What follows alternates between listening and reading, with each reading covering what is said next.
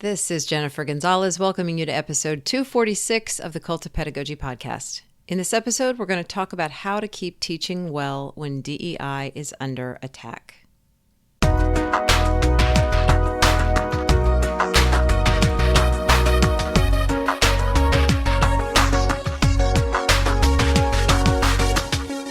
I did not plan this one, but recent events have prompted me to add this episode to my schedule.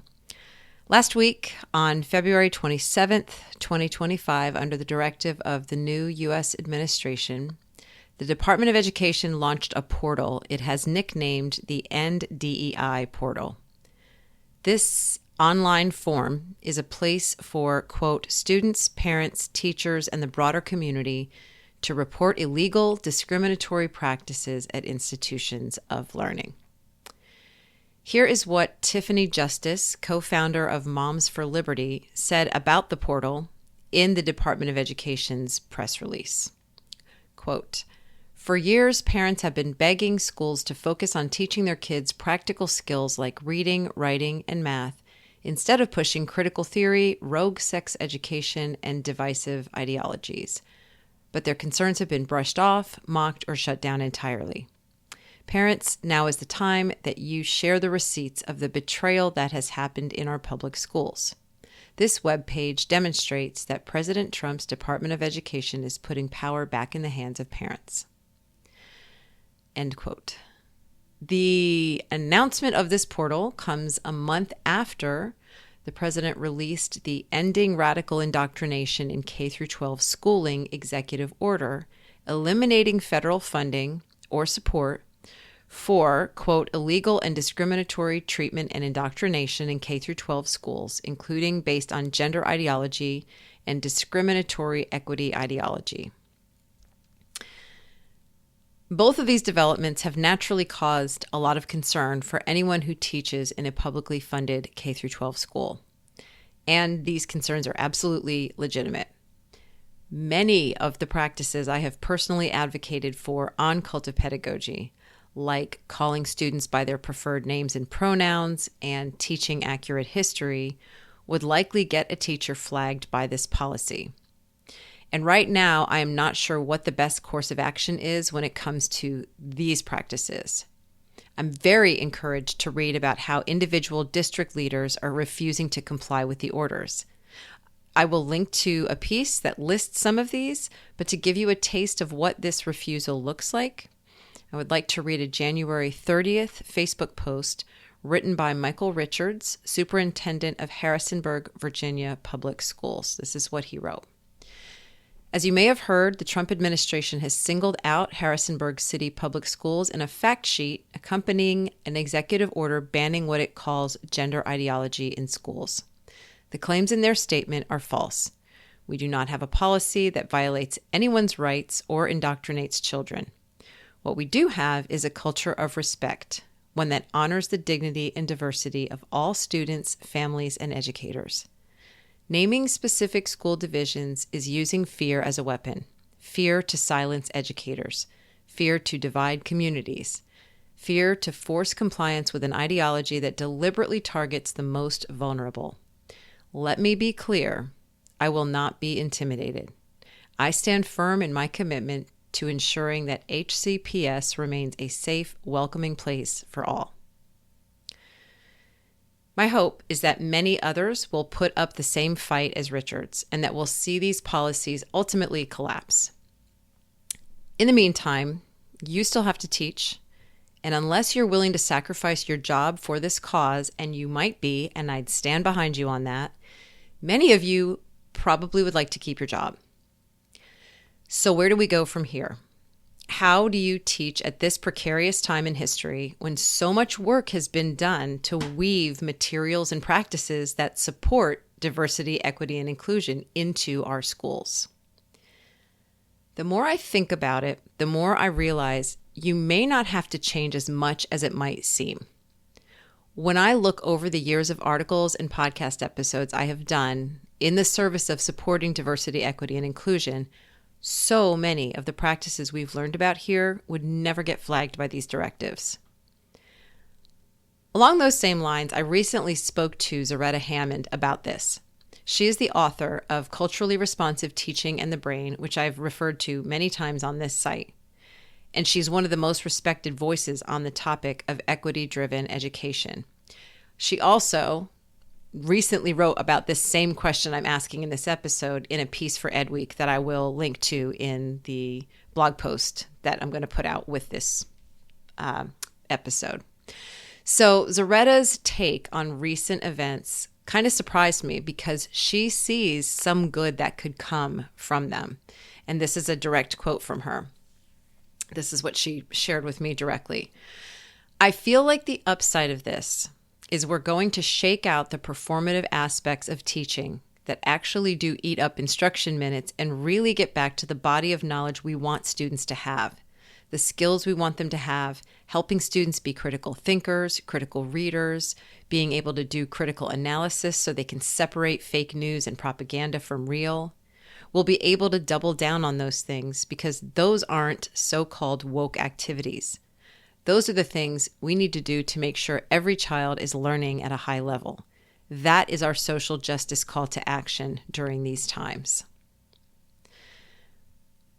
With all of this in mind, I thought it might be helpful for me to curate some of the most important teaching recommendations that have come through my platform for addressing inequities in schools. Some of the things that have been recommended, like diversifying your school library and some of the practices that we've talked about for making our LGBTQIA students feel more welcome, some of them, some specific ones, are the things that are being targeted right now. And again, right now, I don't know what we do about those, apart from just sticking to our guns and doing it anyway and taking what consequences happen, which I would respect that very much. Or, I don't know, toning it down a little bit. I'm not sure. I don't really love all of the options because this is unprecedented. However, the stuff I'm going to talk about in this episode, I feel confident that if you continue to implement those practices, you will not only keep your job, but you'll continue to help all of your students develop the skills they need to be successful in life, including, and maybe especially, those who have been historically marginalized.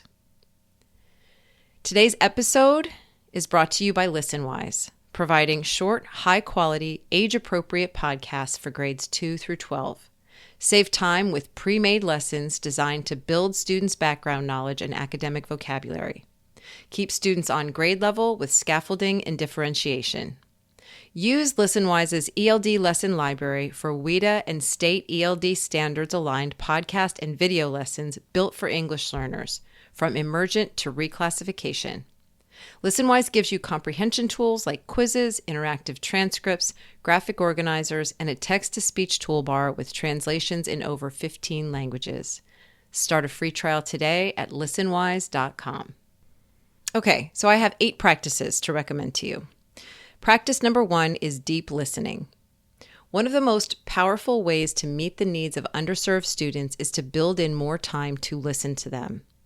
The Street Data Protocol, which I have covered here twice in episode 178 and 203, helps schools improve through a process that starts with what they call empathy interviews, one-on-one interviews with students about their experiences in that school.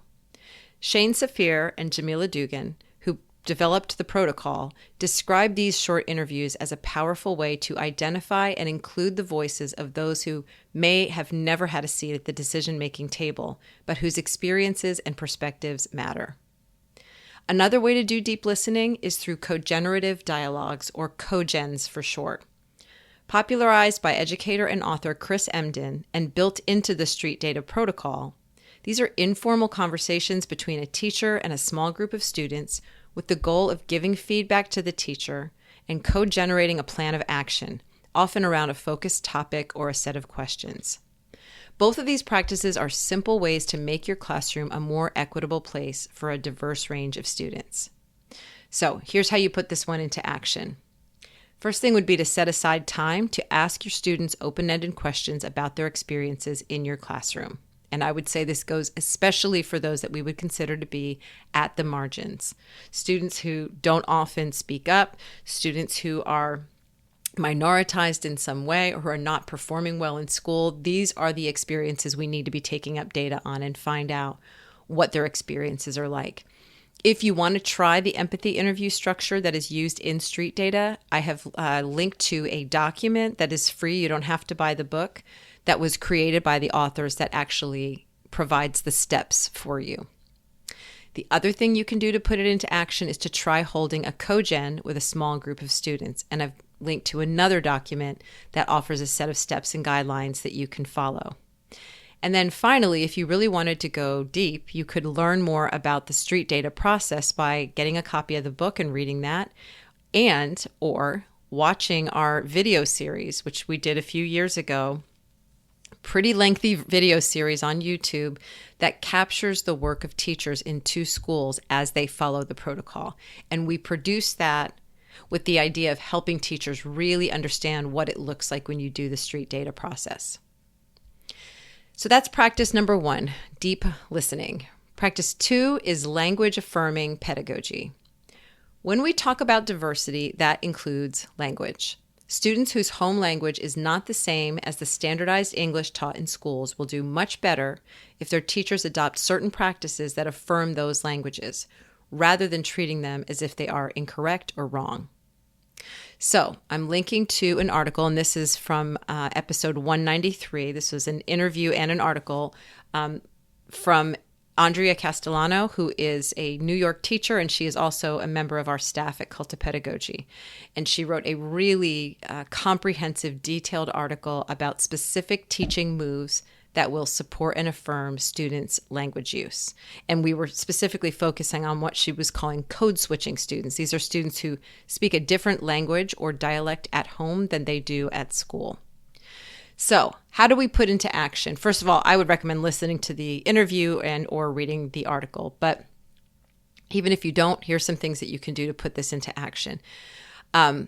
Just a sampling, she listed quite a few practices, some do's and don'ts to use to be more language affirming. But here's just a couple. One is to offer a variety of discussion formats to get students talking, especially in small groups where there will be less pressure on them to sort of perform in front of a group. Incorporate more think time after asking a question to allow students to process the language that they need to respond, because a lot of times they're translating in their heads. Another thing is to activate students' background knowledge before giving them a text, so that the ones who are less familiar with the language or even the culture can feel confident as they read. And then finally, avoid qualitative labeling of languages. In other words, don't treat or label a student's home language as incorrect or slang, or refer to standardized English as correct English. These behaviors don't recognize the inherent value of students' home languages, and they treat them as lesser than. So the third practice is media literacy. A vital piece of helping students become informed citizens who can advocate for their own needs is to teach them how to critically analyze all the media they consume. Common Sense Education offers an excellent free digital citizenship curriculum for grades K through 12, and I've linked to that in the show notes. Using these materials and others like it will continue to strengthen students' growth in critical thinking skills. So here's one way that you can put this into action, because obviously this is a whole curriculum that has lots of different exercises and activities. But one of the practices that I had never heard of before that was recommended in the interview that I did, and let me just check and see what episode that was. If you want to listen to the interview that I did, this is episode 184, and I did this with Kelly Mendoza, who is part of Common Sense Education. She explained to me about a practice called lateral reading, which requires a person, in this case students, to move away from an original news or information source to find other sources that can corroborate the facts presented. This often looks like literally opening a series of new tabs in a browser and comparing the facts in various articles with other sources. So making practices like lateral reading a regular part of students' reading and research habits will help them to become more critical consumers of news and media. Practice number 4 is identity work. In Goldie Mohammed's 2020 book, Cultivating Genius, an Equity Framework for Culturally and Historically Responsive Literacy, and also in episode 151 of our podcast when I interviewed her. She introduces a framework she built with Black students in mind, but that would benefit all students. In the book, she explains that decision this way. If we start with Blackness, which we have not traditionally done in schooling, or the group of people who have uniquely survived the harshest oppressions in this country, then we begin to understand ways to get literacy education right for all. This is page 22 of her book. Muhammad believes we're not reaching many of our students, especially Black students, because our curricula and standards mainly emphasize skills that can be measured easily on standardized tests, and not a whole lot else. Her framework focuses on 4 areas: identity, skills, intellect, and criticality. She puts identity first in the framework, and in light of current efforts to remove books that represent a diversity of people, it seems especially important to focus on right now. Here's what she said about the importance of identity work in the classroom. Identity is very important for children of color because when we look at representation in children's literature, in society, oftentimes and historically, they are invisible or represented in negative ways. So the classroom needs to be a space for students to affirm and celebrate and validate who they are so that they know that they are enough, so that they know that they are brilliant and that they are excellent and beautiful, because society doesn't tell us that all the time. So here is how to put this into action. When planning lessons, Muhammad recommends you get into the habit of asking how a lesson can help students learn about themselves and others. In our interview, she gives us an example just from like a science lesson. This is a quote. Some teachers have written it in language like, students will understand their environmental identity and their roles and responsibilities regarding the planet. Then, in the lesson or unit, there are opportunities for students to deeply reflect about how they recycle or whether they take care of the earth and the planet and the environment. So, as you're teaching and as you're planning lessons, look for opportunities to pause and have students reflect on how their own identity interacts with the material that they're learning, and maybe even what the things they're learning teach them about themselves. Weave that into the curriculum and always be looking for opportunities for students to continue to think about and further define who they are and who they are in the world. So far we have looked at 4 practices. Practice 1 is deep listening. Practice 2 is language affirming pedagogy. Practice 3, media literacy. And practice 4 is identity work. Practice 5 is games. So one of the teaching strategies recommended by Zaretta Hammond is to add more games to classroom instruction. This is what she says. Games are the power strategy for culturally grounded learning because they get the brain's attention and require active processing. Attention is the first step in learning. We cannot learn, remember, or understand what we don't first pay attention to. Most games employ a lot of the cultural tools you'd find in oral traditions: repetition, solving a puzzle, making connections between things that don't seem to be related. Games are also a way of adding more socialization to your classroom, which is another culturally responsive ingredient Hammond recommends.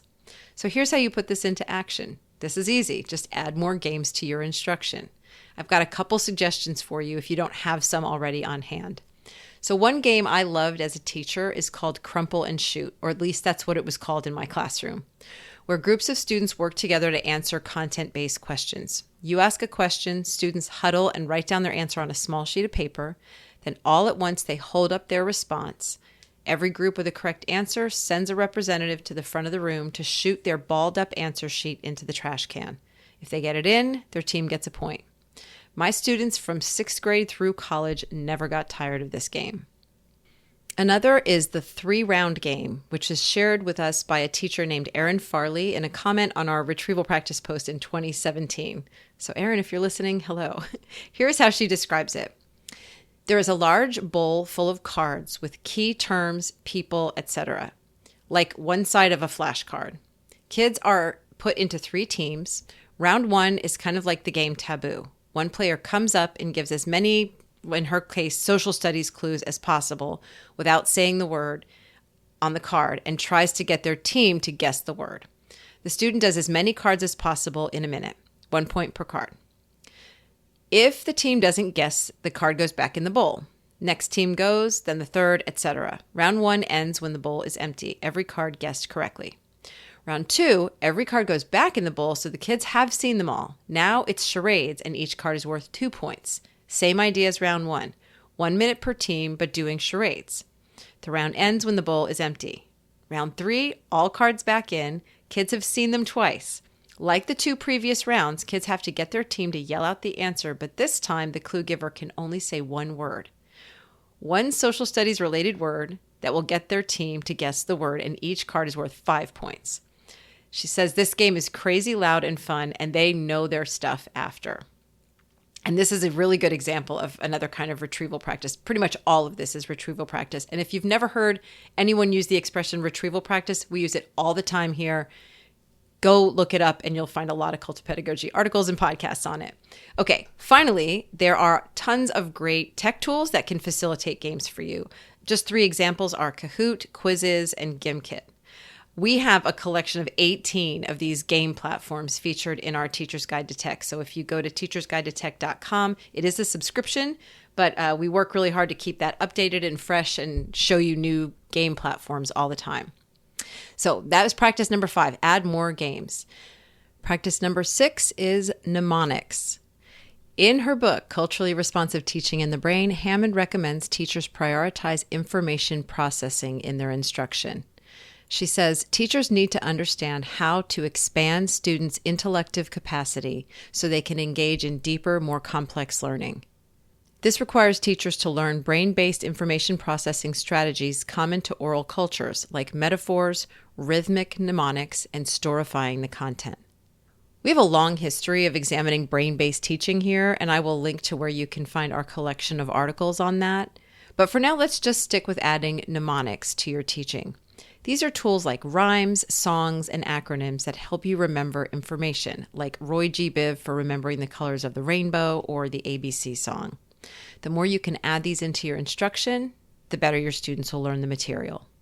So putting this into action is pretty simple. Learn about different kinds of mnemonics that are already used in your field. And if you have a piece of content that doesn't have a good mnemonic in place already, have your students help you come up with something. It's not like Roy G. Biv or the ABC song are strokes of absolute genius. Even a not awesome mnemonic can probably work better than nothing at all. Practice 7 is universal design. Universal design, or UDL, is a framework for designing learning experiences so students have options for how they learn, what materials they use, and how they demonstrate their learning. In a 2021 article and interview with her co-author Mirko Chardin, and this was episode 166, Katie Novak presents universal design as a tool for teaching more equitably. And this is a quote from her article that she wrote for us. When we design the same learning pathways for all learners, we might tell ourselves we're being fair, but in fact, single pathways are exclusionary. It may not be our intent to exclude our learners, but the reality is that many students do not have opportunities to learn at high levels or to access curriculum and instruction that is accessible, engaging, culturally sustaining, and linguistically appropriate. When implemented with a lens of equity, UDL has the potential to eliminate opportunity gaps that exclude many learners, especially those who have been historically marginalized. If we want all students to have equal opportunities to learn, we have to be incredibly purposeful, proactive, and flexible. UDL creates a learning environment that is the least restrictive and most culturally responsive, trauma-informed environment for all students. So how to put this into action? Full implementation of UDL is a process that would require some study and training, and I would recommend you start with the interview and Katie and Mirko's book for that. But you can begin very simply by proactively offering more choices in your lessons. Here's an example. If you want students to read a particular text, see if there is an audio option for the same text so they can choose which format works best for them. Even little changes like this open up more opportunities for students to learn in a way that works best for them. Practice number 8, build partnerships with families. One of the best ways to create a more inclusive environment in your school for all students is to take intentional, thoughtful steps to build collaborative relationships with families. Last year, I interviewed Naval Karuni about her wonderful book, Nourishing Caregiver Collaborations. This was episode 222. which offers a collection of practices for building authentic partnerships with families, especially those who may not historically have felt welcomed by schools. So putting this into action, to really get to know Karuni's approach, I would recommend you listen to my interview with her and ultimately buy her book and read that because it's so good. But for a sampling, I would like to highlight one unique approach she recommends because it was different from anything I'd seen before. Family lab sites, where she invites families to school to participate in a mini lesson. So this is like a lesson that she would do in school for her students, but she does it with families. This is what she says. They co-create something or co-think through something and then debrief at the end, where you share with families one of these holistic literacy tenets that you're trying to communicate. Doing these little mini lessons builds the relationship between teacher and caregiver and gives families a clearer sense of what's actually happening in school. She says it breaks down this us versus them barrier. So she goes into more detail about that in the book. And but even something along those lines of inviting teachers or parents in, not just to talk about school, but to actually participate in a lesson, I thought was a very fresh idea for really getting them to know what's happening in school. So as a review, these 8 practices that I am reminding you of are: number 1, deep listening; 2, language affirming pedagogy; 3, media literacy; 4, identity work; 5, games; 6, mnemonics; 7, universal design; and 8, building partnerships with families. These are troubling times for many of us, and I know there are hundreds of thousands of excellent teachers out there who will still give love and support and high quality instruction to all of their students, regardless of what's happening politically. My hope is that today's episode offers a few extra reminders of what that could look like. For links to all the resources mentioned in this episode, visit cultofpedagogy.com, click podcast, and choose episode 246. To get a regular email from me about my newest blog posts, podcast episodes, courses, and products, sign up for my mailing list at cultofpedagogy.com/subscribe. Thanks so much for listening. Stay strong out there, and have a great day.